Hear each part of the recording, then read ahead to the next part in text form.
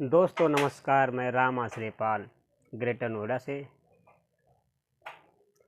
आज मैं उस शख्सियत के बारे में चर्चा करने जा रहा हूँ, अपना विचार प्रकट करने जा रहा हूँ। जो कुछ उनके बारे में जानता हूँ कुछ शब्दों में मैं बोलना चाहता हूँ, जिनका आज पुण्यतिथि है। वो अब 20वीं सदी के भारत देश के महामानव के रूप में पैदा हुए थे, जिनका जन्म 14 अप्रैल 1891 में महू गाँव के मध्य प्रदेश में हुआ था, जिनका मूल निवास रत्नागिरी महाराष्ट्र में है। उनके पिताजी रामजू मकोली सकपाल जी और माता का नाम भीमाबाई सकपाल जी थी।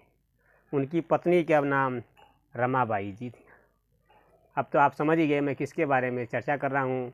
डॉक्टर भीमराव अंबेडकर जी के बारे में चर्चा कर रहा हूँ, जो उनका आज पुण्यतिथि है। 6 दिसंबर 2022 का आज दिन है। उनका पुण्यतिथि हुआ था 6 दिसंबर 1956 में। वो आज़ाद भारत के प्रथम कानून मंत्री थे और जो भारत में संविधान है वो उसके अध्यक्ष थे। उनको संविधान निर्माता भी कहा जाता है। भीमराव अंबेडकर जी को पास 32 डिग्रियां थी और 9 भाषाओं के जानकार थे। वो आज़ाद भारत के पहले ऐसे व्यक्ति थे जिन्होंने विदेश में जाकर अर्थशास्त्र में PhD किए थे। वो ऐसे व्यक्ति हैं जो लंदन के यूनिवर्सिटी में कार्ल मार्क्स के साथ चित्र लगा हुआ है अभी उनके साथ, तो ये इकलौते अभी तक भारतीय हैं। वो ऐसे हैं शख्स हैं जिसके बारे में जितना ही कम चर्चा किया जाए उतना ज़्यादा चर्चा है, क्योंकि उनके पास इतनी काबिलियत थी। वो सामाजिक न्याय के लिए बहुत सारे चीज़ किए हैं, जिनकी कल्पना करना उस समय के लिए लोगों के बहुत भारी था। वो 1950 में ही बोल दिए थे कि मध्य प्रदेश और बिहार को बांट दिया जाए, जिससे उनका विकास अच्छे तरीके से होगा, पर उस समय के गवर्नमेंट ने नहीं माना। फिर 2000 में मध्य प्रदेश और बिहार को तो दो राज्यों में किया गया। वो 50 वर्ष पहले ही भांप जाते थे आगे क्या होगा। भीमराव अंबेडकर जी के पिताजी अंग्रेजी मिलिट्री में सूबेदार पोस्ट पे थे, जिसके कारण उन्हें शिक्षा करने का अधिकार मिल गया। उस टाइम में दलित लोगों को शिक्षा ग्रहण करने का अधिकार नहीं था। वो जिस स्कूल में पढ़ते थे उन्हें स्कूल के बाहर पढ़ाया जाता था, बाहर बैठते थे, क्योंकि वो किसी को छू लेंगे। उसमें छुआछूत इतनी चरम पे थी कि आप कल्पना नहीं कर सकते थे, क्योंकि वो उस मटके से अपने हाथ से पानी नहीं पी सकते थे। ये कोई झूठ नहीं, आप गूगल पे भी कर सकते हो सर्च। उनको पानी पिलाने के लिए कोई दूसरा छात्र आता था, ऊपर से पानी पिलाता था। जिस दिन कोई पानी नहीं पिलाता था वो बिना पानी पिए रह जाते थे। इन सब संघर्षों को करते हुए बाबा साहब ने सिर्फ पढ़ाई पे ध्यान दिया, अपने लक्ष्य पे ध्यान दिया और आगे बढ़ते चले गए। और उनको विदेश जाने पढ़ाई करने के लिए स्कॉलरशिप मिला, पर वो जिस राज्य में से गए थे उनको वहाँ पे एक प्रपोजल था कि आप पढ़ के आओगे नौकरी उन्हीं के यहाँ करना पड़ेगी। जैसे आज के रैंक में PCS मान लो, PCS रैंक की नौकरी थी। जब विदेश से पढ़ के आए बाबा साहब, वहाँ नौकरी करने के लिए गए, पर उनको रहने के लिए एक जगह चाहिए, पर वो दलित जात के थे, उनको कोई रहने के लिए अपना घर नहीं देता था, कोई भी किराए पे नहीं देता था। वो गाँव में गए, किसी के साथ गलती से वो साथ हुआ। वो इतने पढ़े लिखे थे, रूम मालिक ने उनको जात पूछा नहीं, न वो जात बताएं, उनको अपना कमरा दे दिए पढ़ने के लिए, अपने रहने के लिए, वहाँ पे जो नौकरी करते थे।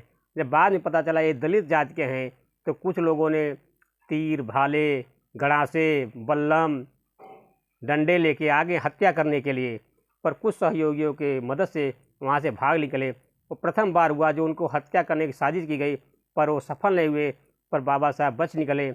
एक बार उनके साथ और साजिश हुआ था, किसी नदी पार जाके उनको भाषण देना था, पर उनको जिस रथ से जाना था उस रथ के पहिए का किल्ली निकाल ली गई, तो वह जाते जाते आधे नदी पे वो पहिया धंस गया, पर भगवान की कृपा से बाबा साहब वो वहाँ पे बच गए, जो सफल हुए।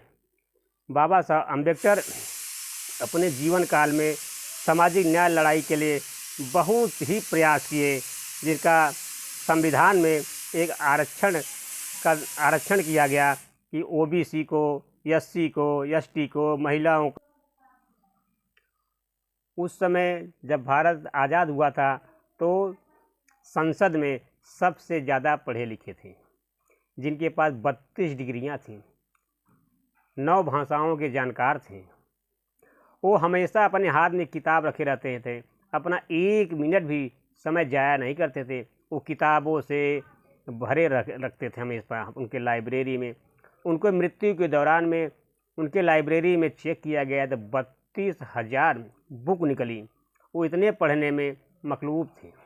बाबा साहब बहुत बड़े मानव के रूप में पैदा हुए, जो उनके ही देन से आज लोग बहुत लोगों के नाम से माननीय महोदय लग जाता है, जो कभी सोचे नहीं थे कि हमारे आगे माननीय महोदय लगेगा।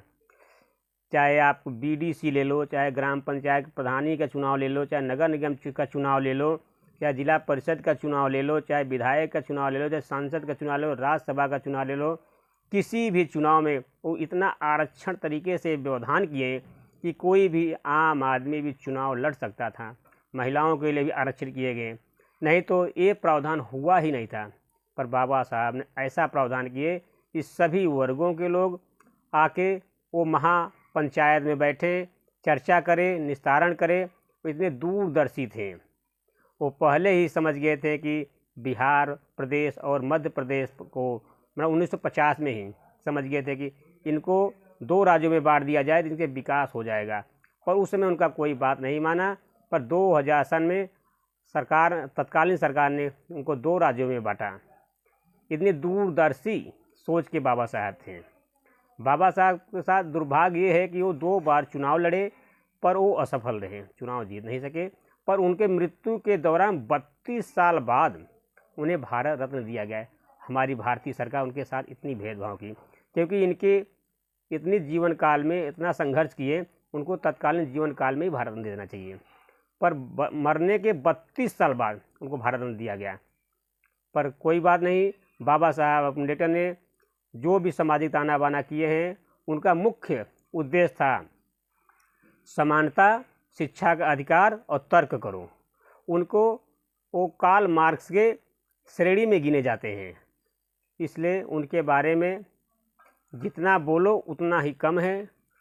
इसलिए मैं अपनी पूरी विचार उनके प्रति अपना नहीं रख पाऊँगा, क्योंकि हम उनके चर्चा के लिए योग्य नहीं हैं। फिर भी मैं जो भी जानकारी हूँ मैं आप लोगों से शेयर कर रहा हूँ। और बहुत लोग बाबा साहब के बारे में गलत बोलते हैं, पर जो गलत बोलते हैं पर उनके पढ़ाई के मामले में उनके पैर के धूल के बराबर भी नहीं है। इसलिए साहब मैं अपनी बाड़ी को समाप्त करता हूँ। धन्यवाद। जय हिंद।